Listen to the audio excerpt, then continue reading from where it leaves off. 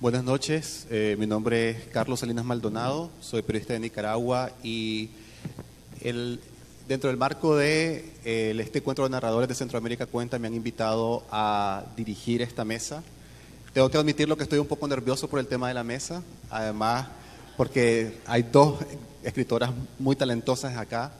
También está Eric Aguirre, periodista y escritor nicaragüense. La dinámica es la siguiente: yo comienzo con una ronda de preguntas sobre la obra de Almudena y sobre la obra de Gioconda. Luego también Eric, pero Eric también va a hacer también aquí su trabajo de periodista. Entonces comenzamos para hablar un poco de erotismo y literatura. Pero no podemos hablar de erotismo y literatura y no podemos tener a Almudena Grandes en este escenario si no leo un pedacito de Las Edades de Lulú. Así es que pongámonos en acción. Dice Lulú, o dice Almudena. No, dice Lulú. Su sonrisa no me tranquilizó demasiado, pero ya no podía volverme atrás. De modo que volví a bajar la cabeza y a cerrar los ojos y abrí la boca y saqué la lengua. Era mejor empezar con la punta de la lengua. Primero, la idea de lamerla me resultaba menos intolerable. Pablo se ahorqueó aún más. Se estiró como un gato y me puso una mano encima de la cabeza. Empuñé su polla con la mano derecha y empecé por la base. Apoyé la lengua contra la piel y la mantuve quieta un momento. Después comencé a subir muy despacio. La mayor parte de mi lengua seguía dentro de mi boca, de forma que, según ascendía, barría la superficie con la nariz, pasaba la lengua y después al labio inferior seguía el surco de mi propia saliva. Cuando llegué al borde, regresé abajo, a la base, para volver a subir muy despacio. Pablo suspiraba. Los pelos me hacían cosquillas en la barbilla. La segunda vez me atreví con la punta. Sabía dulce. Todas las pollas que he probado en mi vida sabían dulce, lo que no quiere decir que, por cierto, supieran bien. Estaba dura y caliente, pringosa desde luego, pero en conjunto, y para mi sorpresa, resultaba menos repugnante de lo que había imaginado al principio. Y yo me sentía cada vez mejor, más segura. La idea de que él estaba vendido, de que me bastaría cerrar los dientes y apretarlos un instante para acabar con él, me reconfortaba. Wow. Estamos hablando de una niña, Lulú. ¿Perdona? Estamos hablando de una niña, Lulú. ¿De una niña? Bueno, de una niña no. Estamos hablando... En este momento de la narración, ¿esta niña tiene cuánto? 15 años. O sea, no es muy niña. Estamos hablando de una adolescente. Y está hablando ella. Y nada, pues sí. Primero, hoy temprano, cuando me tocó entrevistarte antes para el programa de televisión y hablabas que también se trata de un tema de perversión. ¿Lulú es consciente de lo que está haciendo? A ver, Lulú claro que es consciente de lo que está haciendo. Está haciendo una cosa... Está entregada en este momento a una actividad en la cual es muy difícil no ser consciente de lo que estás haciendo, ¿no? Está dentro de un coche, por primera vez en su vida con un hombre, está haciendo una felación dentro de un coche, naturalmente que es consciente. Es muy difícil hacer una cosa así y no tener conciencia, ¿no? Bueno, pero cuando yo hablaba antes en la tele, de la elaboración de una perversión específicamente femenina, no hablaba de la Lulú de este momento, ¿no? O sea, Las Edades de Lulú es una novela erótica típica. Es una novela erótica típica, en primer lugar, porque es una historia de amor. Y aunque parezca que el amor tiene mucho que ver con el sexo, no aunque parezca, aunque el amor tiene mucho que ver con el sexo, el amor es un tema que suele estar ausente de la literatura erótica. Digamos que está ausente, igual que están ausentes muchas otras cosas. Cuando yo escribí Las Edades de Lulú, yo no tenía ni idea de que iba a escribir una novela que iba a tener tanto éxito después, pero sí tenía claras una serie de cosas, ¿no? En primer lugar, que mis personajes iban a ser personas corrientes. Iban a ser personas corrientes que se iban a poder identificar, que iban a pertenecer a una generación concreta, de una ciudad concreta, que iban a trabajar.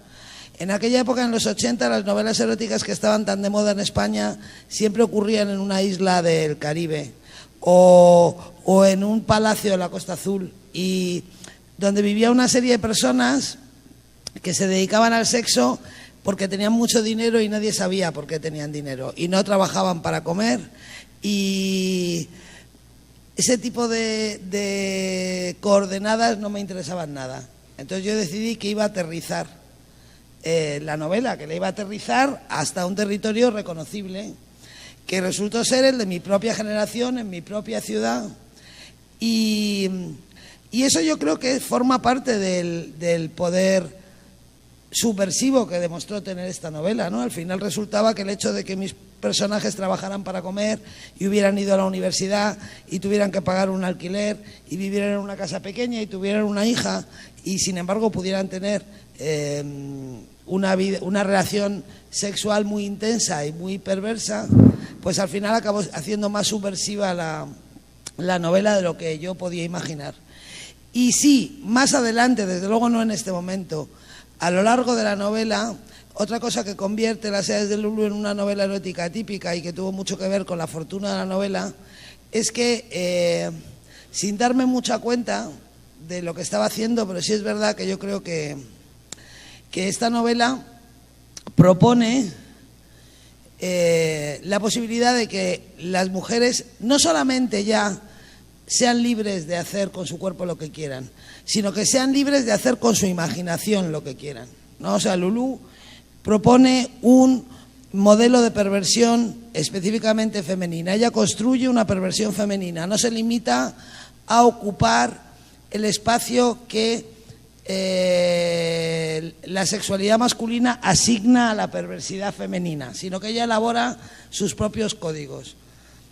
Y eso es lo que al final creo yo que es más valioso de la novela, ¿no? O sea, al cabo del tiempo, ¿no? Aunque no era muy consciente yo de lo que hacía cuando la hice, y esa también es la principal diferencia entre Las edades de Lulu y otras novelas eróticas escritas por mujeres en los 70 y en los 80 con respecto a este fenómeno de marketing de las 50 sombras de Grey, de todas estas novelas que son muy reaccionarias, porque precisamente hacen lo contrario, digamos que consagran el espacio que los hombres asignan a la perversidad femenina desde su propio imaginario. Esta novela marcó una época, marcó también tu carrera, fue tu primera novela y tuvo un éxito impresionante.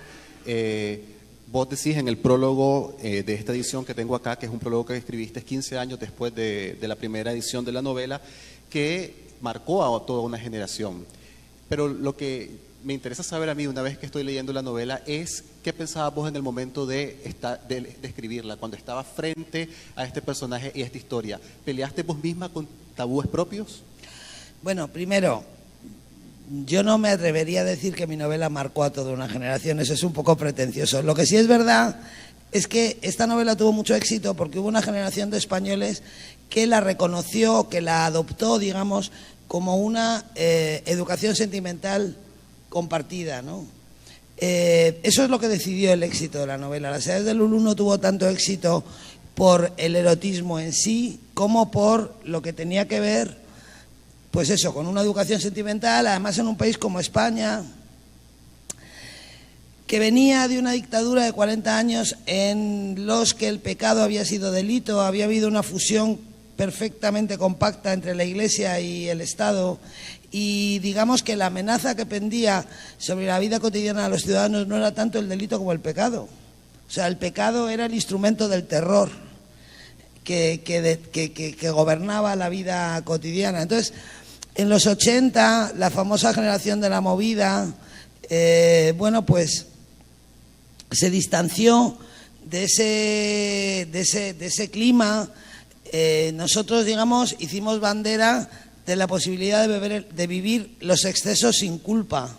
Fue una forma de decir, nosotros no nos parecemos a vosotros, no queremos tener nada que ver con vosotros. Fue incluso una toma de posición política en un momento en el que el país estaba cambiando de rumbo. En ese sentido, creo yo que la novela tuvo éxito por eso, porque más que marcar una generación, fue marcada por una generación. O sea, una generación que marcó esta novela como un asunto propio.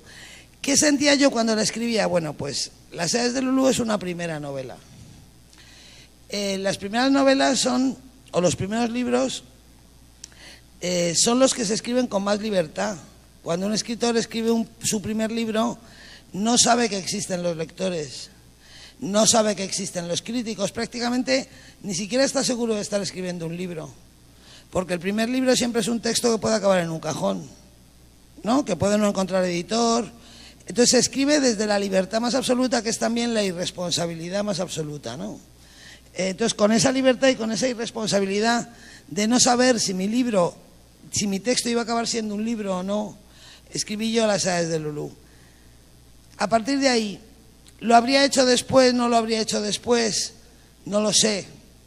No lo sé, quizás sí, quizá no.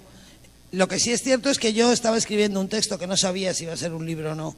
Y también es cierto, y eso es importante para mí, decir que a mí me sigue gustando este libro. O sea, que yo nunca he renegado de Lulú, ni renegaré de él, y que al revés, yo tengo una deuda con este libro que no podré pagar jamás, porque a mí este libro me regaló la vida que yo quería vivir. Yo quería ser escritora y nunca lo habría logrado sin Las edades de Lulú, ¿no? Yoconda. De Lulú pasamos a Emma. Dice Emma, o dice Yoconda. El marido bromea diciéndole que la menopausia más bien le ha refrescado la juventud.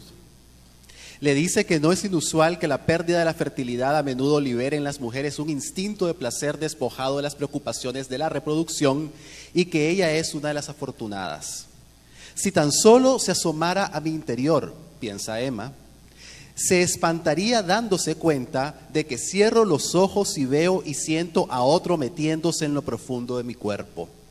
Cuando él, saciado, se duerme a su lado, ella, acostada desnuda sobre la cama, experimenta tras sus cada vez más puntuales y veloces orgasmos la soledad, el vacío y la añoranza por el verdadero depositario de sus fantasías.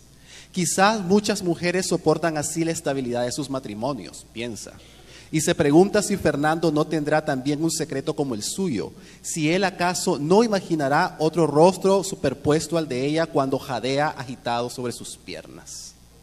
Estamos hablando de una historia de una mujer que está a las puertas de los 50 años, con un cuerpo experimentando cambio, pero también es una historia de infidelidad, deseo e infidelidad. ¿Cómo maneja Emma esto? Bueno, lo que yo quería hacer con esta novela era romper un tabú, que es el tabú de la mujer madura, porque efectivamente hay toda un paradigma, ¿no? ¿Cuál es la mujer sexy, la mujer deseable, etcétera? Es la mujer que está joven, que está flaquita, que tiene unas medidas tales y tales y tales.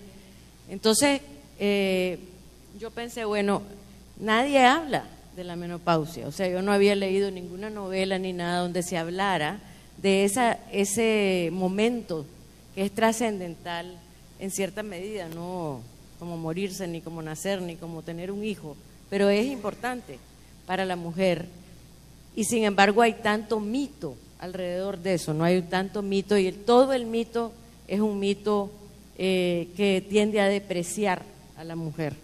O sea, la mujer tiene esta mitología, hay una no la mujer, la sociedad tiene esta mitología sobre la juventud, sobre cómo se va depreciando la belleza, etcétera. Entonces eso es lo que yo quería hacer, y también quería hablar sobre estas situaciones donde un matrimonio va perdiendo la capacidad de verse el uno al otro, porque realmente el momento en que Emma, Emma tiene un accidente con un carpintero más joven que ella, en un barrio de Managua, en San Judas, y ella empieza a cuidar al carpintero que lo deja con el brazo quebrado, etcétera, y eso no solo la saca fuera de su mundo rutinario, que además está ya empobrecido por el hecho de que sus hijos ya se fueron, ya ella es una madre que tiene el nido vacío, y entonces cuando ella tiene que, por la fuerza de su sentido del deber, apoyar, ayudar a este muchacho que ha dejado con el brazo quebrado en muchos pedazos, ella siente que lo tiene que apoyar, etcétera. Entonces empieza a visitar el barrio del carpintero, empieza a visitar un mundo totalmente desconocido para ella, en una Nicaragua donde ya pasó la revolución, donde ya no hay esa esperanza que había antes, donde ella no tiene un frente sandinista o un movimiento guerrillero donde se va a meter a luchar por una vida mejor. Y entonces ella encuentra una suerte de filosofía que tenía el muchacho, Ernesto, de amar lo que hacía, de tener una vida intensa en su propio mundo pequeño. Va encontrando como respuestas un poco, ¿no?, existenciales, y de repente surge, por supuesto, la atracción, ¿no?, porque ella es muy linda, está muy bien conservada, como dicen aquí, y él tiene un fetichismo por los pies de las mujeres, y ella tiene unos pies preciosos. Entonces, desde que tiene el accidente, él se fija en los pies de ella se da cuenta que él se fija en los pies de ella.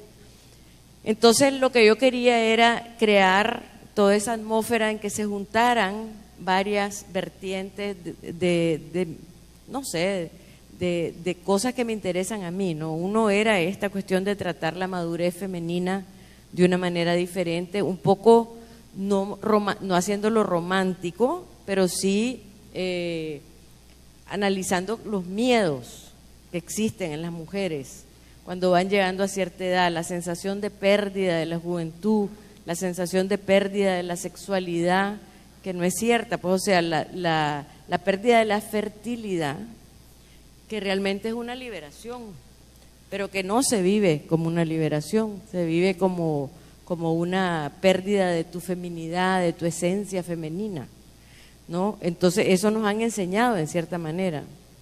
Entonces yo quería romper eso, enseñar a esta mujer que llega y conoce otra experiencia sensual, social, se conoce mejor a sí misma, y también retratar un poco estos matrimonios áridos, pues, donde ya son un matrimonio muy bien avenido, pero como diría Carlos Martínez Rivas, mal enlazado. Él decía bien, mal avenido pero bien enlazado. Esto es bien avenido pero mal enlazados. Y eso me interesó mucho también, ¿no? Y también cómo al ir ella encontrando su propio ser y su propia afirmación y encontrar qué hacer en esa segunda etapa de la vida, donde ella ya, su razón de ser no es tener hijos, no es crear a los hijos, sino que tiene que encontrar una razón de ser que va más allá de verse linda, de todo esto, ¿no? Sino que tiene que encontrar un sentido, un propósito. Eric, vos, además de periodista, sos escritor, y me gustaría saber cuál es tu relación, la relación de tu obra con el erotismo. Bueno, sí, la verdad me siento un poco incómodo en este panel, en esta sala, porque un poquito más cohibido de lo normal para mí. Pero bueno, Acércate. sí, decía que estoy un poco más cohibido de lo normal para mí por el tema y, bueno, por la presencia de estas damas tan apabullantes para mí. Pero bueno, sí, yo lo que tengo que confesar es que como escritor, la verdad, no me considero indicado para este panel. Sin embargo, bueno, ¿por qué? O sea, yo he revisado desde que me invitaron mi poesía y no encuentro sino muy intermitentemente o muy esporádicamente algunos aspectos de erotismo y sexualidad, que sí la hay, pero la verdad muy poco. Y por otra parte, en mis apenas 2 novelas publicadas, lamentablemente también igual. No voy a decir que estuve volviendo a leerlas de nuevo, pero sí las recuerdo bien y he podido hojearlas y no encuentro, es decir, igual que lo que encuentro en mi poesía, pues no es nada. La verdad que también tengo que confesar que en la primera, Un sol sobre Managua, sí hay unos capítulos intensos donde hay sexo intenso y hay alusiones al sexo muy fuertes, cuando el poeta Francisco Valle habla en una cantina y lee unos poemas eróticos, y también otra escena con el mismo poeta, pero muy fuerte. Sin embargo, tengo que confesar que mi segunda novela publicada y aún en una tercera que tengo inédita, más bien he cometido el pecado de la autocensura respecto a lo sexual. Es decir, bueno, más bien, primero porque me parecieron algunos pasajes que había incluido, me parecieron, digamos, poco vinculantes o, digamos, innecesarios para la coherencia general de la historia, etcétera. Y tal vez por mi naturaleza tímida preferí quitarlo, pero bueno, voy a seguir leyendo mis apuntes para no perderme. Claro que ante Gioconda y Almudena, mi caso o mis circunstancias respecto al tema en realidad no tienen tanta relevancia hoy. Pero ya que hablamos de literatura y erotismo, y mejor ante dos autoras tan espléndidamente culturales del tema, me ha parecido bueno aprovechar el momento para tratar de comprender mejor el vínculo misterioso de ambos fenómenos, o más bien su fusión. Pero más que eso, y eso lo quiero hacer al final, es decir, me interesa sobre todo el enfoque histórico, político, memorístico y autocomprensivo, que desde su perspectiva femenina y muy afianzada en la sensualidad, el erotismo, la sexualidad, proyectan sus obras como formas de autoentendimiento individual y colectivo, como profundas autoindagaciones de seres inmersos en sociedades que a su vez están inmersas en la historia, con mayúsculas. Entonces yo tenía aquí pergeñadas algunas ideas muy breves acerca de mi idea del erotismo y de la literatura, que tal vez no vengan al caso. Se las voy a leer y luego pasaré a una ronda indagatoria para las dos. Periodísticas, me van a perdonar. Bueno, yo considero el amor y por derivación el erotismo como expresiones distintas, duales, otras, de un mismo hecho o de un mismo fenómeno, o bien como una forma de fusión del eros y la psiquis, como creía Octavio Paz. Esa función es en realidad una relación de alteridad, esa noción que permanentemente padecemos o que interiormente nos formulamos respecto a la existencia de otro o de otros, y que a pesar de también proporcionarnos la noción de un nosotros, con frecuencia tiende a reafirmar nuestra intransferible individualidad. Esa noción tiende a su vez a delimitar nuestra existencia y la de los otros como experiencias mutables, siempre cambiantes y en constante movimiento, pero autónomas, pues arrastran consigo cada una sus propios tiempos, sus propios contextos y perspectivas. Todo ese ámbito de percepciones nos hace parte como individuos de otras individualidades que nos perciben y nos contienen y que a su vez también percibimos y contenemos, pero que no podremos nunca percibir en plenitud, sino solo a través de esa fugaz epifanía lograda por medio de una relación profunda y constante con el otro. En cierta forma, esa relación con el otro es lo que con frecuencia representa una obra literaria, especialmente la de escritoras tan leídas y apreciadas como las que aquí nos acompañan. Pero esa relación en este caso, en el caso de las autoras, es también una relación de conflicto, un conflicto que en literatura a veces trata de ser resuelto no solo a través de ese largo, atemporal, ubicuo y distendido diálogo que constituye la literatura misma, sino también a través de la realización no siempre plena del amor o del erotismo, que son una forma de diálogo y de fusión plural de individualidades. Creo que en el caso de ustedes, sus propias obras parecen corroborar estas ideas, me parece a mí, y quisiera, si me lo permiten, en mi siguiente intervención, discurrir rápidamente sobre ese enfoque histórico, político, memorístico y autoindagador en su obra, para luego preguntarles, como les dije, indagarlas acerca de un par de cosas respecto a sus propios tratamientos del asunto en su obra. Bueno, y antes de que hablemos un poquito sí, de historia y del Almudena, que también ha explorado bastante la historia reciente de España en sus novelas, de hecho te quería preguntar de eso. Fue tan aplastante, hablábamos del éxito de este libro, de que mucha gente posiblemente que no ha leído el resto de tu obra te tilda como una escritora meramente erótica. Bueno, yo he tenido mucha suerte con mis novelas impares porque cada una me ha cambiado la etiqueta. Por eso les tengo mucho cariño. O sea, con Las edades de Lulu me convertí en una escritora erótica, pero Malena es un nombre de tango, me convirtió en una escritora femenina, pero Los aires difíciles me convirtió en una escritora decimonónica, pero El corazón helado me convirtió en una escritora de la memoria. Y eso es fantástico porque ahora ya nadie sabe lo que soy, porque ha habido tantas etiquetas juntas llevándose la contraria las unas a las otras que, bueno, he ido cambiando. En España realmente es verdad que a pesar de que el éxito de Lulú fue muy apabullante, he escrito muchas novelas después y bueno, Lulú es una novela de hace 26 años que suele aparecer siempre como al hacer memoria de mi obra, pero digamos que ya no se identifica conmigo, ¿no? Sin embargo, a mí sí me gustaría decir una cosa, ¿no? Respecto al erotismo y a la literatura, ¿no? Yo creo que realmente, para mí, la materia narrativa de la literatura erótica es el deseo. Yo creo que el deseo es el tema de la literatura erótica, porque el sexo físico es una actividad muy entretenida para el que la practica, pero bastante aburrida para todos los demás. Y el sexo físico se agota muy pronto. Yo creo que después de Lulú, que fue mi primera novela y fue un poco como un reto personal y tal, a mí no me ha interesado volver a escribir literatura erótica desde el punto de vista estricto. Una novela erótica es una novela contada desde la sexualidad de los personajes. Yo eso no lo he vuelto a hacer. Sin embargo, el deseo ha sido un tema constante en mi obra, ¿no?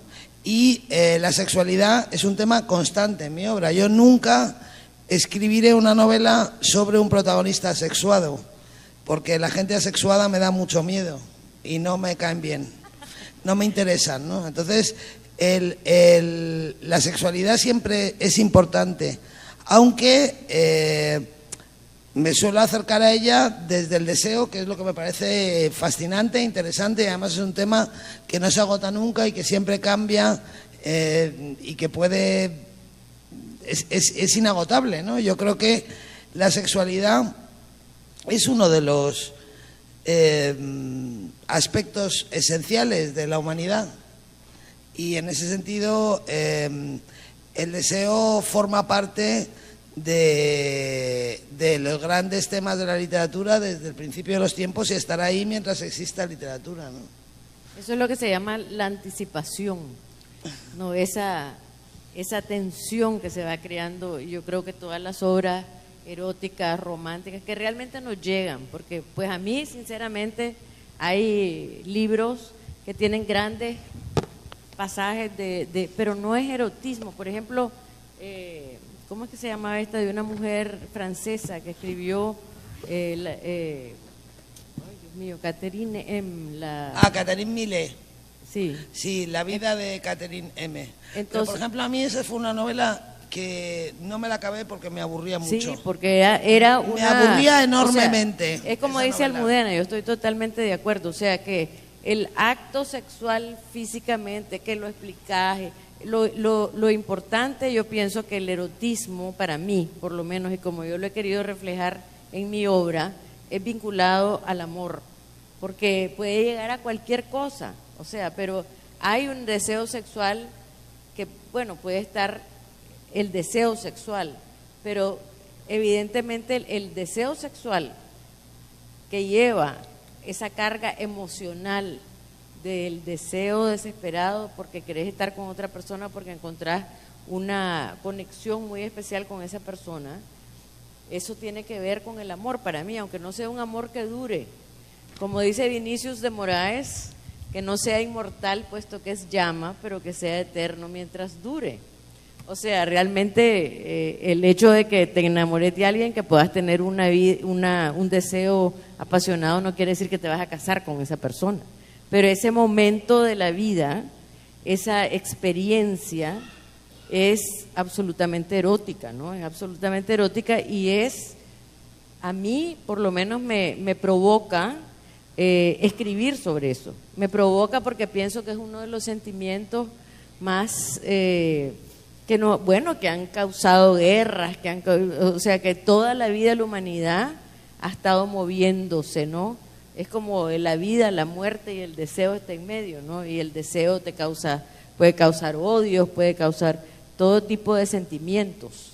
Pero yo también siento como Almudena que yo no puedo escribir una novela donde donde no exista la parte sensual o sexual, porque entonces ¿de quién estamos escribiendo? Porque yo por lo menos siento que los seres humanos somos el cuerpo, yo el alma, pues si existe, está en mi cuerpo. Yo no me concibo fuera de mi cuerpo, ¿me entendés? Para mí yo soy mi cuerpo y mi alma está en mi cuerpo y el día que mi cuerpo se acabe, se acaba todo. Eso es lo que yo pienso, ¿no? Y entonces el cuerpo para mí es una maravillosa, es una obra maestra, todo lo que puedes sentir, oler, tocar, o sea, toda esa sensación, ¿cómo no la vas a poner en la vida de los seres humanos? Y eso es lo que nos hace ser quienes somos. Es precisamente nuestra capacidad de sentir todas esas cosas, ¿no? Y cuando estás planeando en una novela una escena erótica, ¿en qué te refugias? ¿Cuáles son tus fuentes? ¿Cómo te inspiras? Mis memorias y mis fantasías. Voy a decir una cosa. Es muy complicado. No, no es nada complicado, es muy fácil. O sea, ella se inspira cuando escribe una novela erótica en lo mismo que se inspira para asesinar a alguien. Gioconda nunca ha asesinado a alguien y sin embargo puede escribir sobre un personaje que mata a alguien, lo descuartiza y lo va dejando por las papeleras de la ciudad. La diferencia es que nadie le preguntará jamás en qué se basa para matar a alguien y siempre le preguntarán en qué se basa para escribir una escena de sexo, pero es todo imaginación. Sí, bueno, y perdón. Ahora que la he escuchado, siento un poco de alivio porque cuando les hablaba de mi novela y yo pensaba que estaba autocensurándome. La verdad, reflexionando, pienso que no. En Sol sobre Managua, mi primera novela, sí, las escenas fuertes o los pasajes fuertes de sexo que hay, o uno o dos que hay, son realmente necesarios para la trama. Sin embargo, en la segunda novela lo que yo traté fue de evitar, digamos, la descripción del sexo físico sin sentido, ¿no? Y solo sugerir, por ejemplo, Con Sangre de Hermanos, la relación entre uno de los personajes, Goyo, que está planeando un atentado al final de la novela y él tiene un amante, la mujer de su amigo, que es el director de un grupo musical, y él llega al nightclub a oírla cantar y luego se ven siempre y son amantes secretos. Yo había descrito algunas escenas muy explícitas de sexo y esa es la autocensura a la que me refiero. Y traté de dejarlo más bien como algo, digamos, menos explícito. Ahora que las escucho siento alivio porque en realidad, pues yo, como les dije, pensé estar cometiendo el pecado de autocensura. Sin embargo, creo que tiene razón Almudena. El sexo físico, si no tiene algún sentido con la construcción del mismo pasaje que estás escribiendo y no es necesario, me parece que más bien se cae en pornografía. Y bien por eso. Sí, no se trata de autocensura. Yo no lo describiría como autocensura, sino, quiero decir, las capacidades expresivas del deseo que a menudo desbordan y hacen redundantes las descripciones físicas. Yo, en cambio, después de Lulú, sí he escrito escenas de sexo explícito en muchas novelas, no en todas, de la misma manera que por cuestiones de rentabilidad narrativa, porque en un momento dado es bueno para la historia, porque es necesario, porque es una elección literaria exactamente igual que la que tomas cuando decides si un personaje va a vivir o va a morir, o si hay dos o hay tres, o si cambias de voz narrativa, ¿no? Hay veces que realmente en un libro es interesante y es potente y es poderoso meter una escena de sexo explícito y lo metes y ya está. Y cuando no hace falta, pues no la metes. No es una cuestión de autocensura. Yo esto claro, como ya escribí las edades de Lulú, pues el resto de mi vida lo he vivido con mucha naturalidad. No, también está el asunto de que es difícil.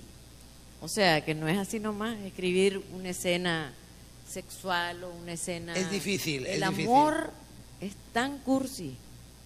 Y uno cuando está escribiendo sobre eso se ha dicho tanto, se ha escrito tanto, que caminar en ese filo, es como un filo de la navaja, que tenés que caminar para no caer en lugar común, para no caer, y también cómo expresar, cómo escribir todas esas etapas del deseo y cómo crear en el que te está leyendo el mismo calor que vos estás describiendo, ¿no? Cómo hacerle que se emocione, ¿no?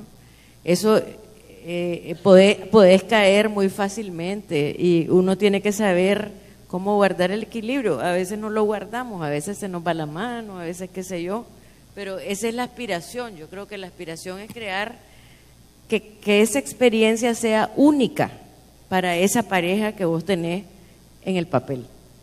O ¿Y sea, a vos te lleva más tiempo el desarrollo de este tipo de escenas a lo largo de la escritura de una novela? no, me lleva menos. Bueno, porque a mí me ayuda la poesía, creo yo. Pero sí, las medito, siempre las escribo de un solo tirón y después tengo que trabajar para ver que dónde se me salió corintellado, ¿me entendés? O qué sé yo. Bueno, Eric tenía un par de preguntas también para ustedes. Bueno, sí. Primero con Gioconda. Para caracterizar a Gioconda, bueno, es una escritora, todos lo sabemos aquí, todos lo conocemos bien. Tiene como característica principal el tratamiento atrevido, audaz, libre, de lo sexual, pero también de lo social, y de lo social vinculado también a lo sexual. Lo íntimo y lo político visto desde una perspectiva abierta, desnuda, desprejuiciada. Eso lo sabemos bien, quienes ya la hemos leído, pero yo quiero subrayar algo, lo mismo con Almudena luego, que para Gioconda, pienso, incluso el amor y el sexo son políticos.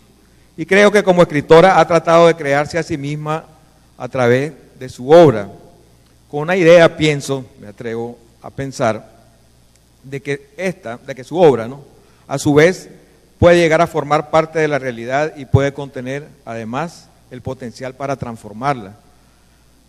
Ya nos hemos extendido en varias entrevistas, o bueno, en un par de entrevistas sobre tu poesía, que viene siendo casi lo mismo, pero hablando de tu narrativa, que incluye novelas espléndidas como Sofía de los Presagios, Guaslala, El Pergamino de la Seducción, El Infinito en la Palma de la Mano, El País de las Mujeres y ahora El Intenso Calor de la Luna, quiero permitirme enfocar la vista sobre un aspecto que, si bien redunda de diversa forma en casi todas ellas, desde un comienzo se hizo bastante evidente en la primera, me refiero a La Mujer Habitada, publicada en el 88. Pero también debo decirlo respecto a sus memorias, a tus memorias, El País Bajo mi Piel, que a pesar de ser memorias pueden leerse y disfrutarse además como novela. Al leer ambos libros llamó mi atención el hecho de que, más que pretender recrear el nudo de conflictos políticos sociales que implicó el contexto de la lucha guerrillera del Frente Sandinista en los años 60 y 70, prevaleciera la atención más bien sobre esa relación de alteridad conflictiva entre hombres y mujeres, los protagonistas, aun cuando compartiesen la misma intención de liberación o de transformación social. Si bien en la relación íntima de los personajes en general prevalece una sensación idílica o de conciliación entre sexos, incluso de mistificación de la participación histórica de las mujeres en la lucha armada, en el trasluz de la novela hay una crítica hacia una política de hecho o a una subcultura entre la misma izquierda, que excluye a las mujeres del poder y del espacio central en los esfuerzos de configuración de la nueva sociedad que han pretendido construir como alternativa a la dictadura. Al sopesar esta novela en perspectiva, Gioconda, ¿qué valoras más? ¿La lucha contra el sufrimiento por la injusticia y el terror de la dictadura o el deseo de autodeterminación y de igualdad entre sexos en la relación amorosa y en el campo de la lucha? Bueno, yo creo que es un binomio. O sea, no sé, para mí, cuando escribí todo eso y lo sigo pensando, hay una relación directa entre la liberación personal y la liberación política, o sea, y la liberación colectiva, ¿no? Porque mientras exista esa desigualdad tremenda y esa sumisión y sometimiento de la mujer, no puedes hablar de una sociedad revolucionaria, en cierta manera, ¿no? Entonces, cuando yo estaba escribiendo La Mujer Habitada, por ejemplo, quise poner una guerrilla que no fuera o sea, que fuera real en el sentido como la vivíamos nosotros las mujeres, que era de estos compañeros que supuestamente querían cambiar el mundo, que eran muy revolucionarios, pero que a la hora de sus relaciones íntimas tenían grandes conflictos, ¿no?, con aceptar el rol de la mujer como iguales de ellos.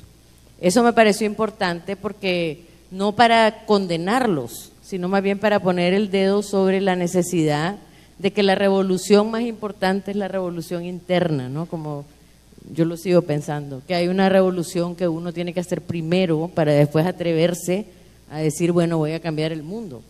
Entonces, eso era uno de los temas. Y después, el erotismo para mí fue importantísimo porque yo pienso, cuando yo empecé a escribir poesía, sin ningún sentido de que estaba cometiendo una transgresión. O sea, yo empecé a publicar mis primeros poemas y cuando salieron en el periódico y se convirtió en un escándalo en Nicaragua porque yo me había atrevido a decir esas cosas, ahí me di cuenta que había tocado un punto subversivo, que era no tanto que mi poesía era subversiva, sino que el hecho que una mujer escribiera sobre esas cosas era subversivo.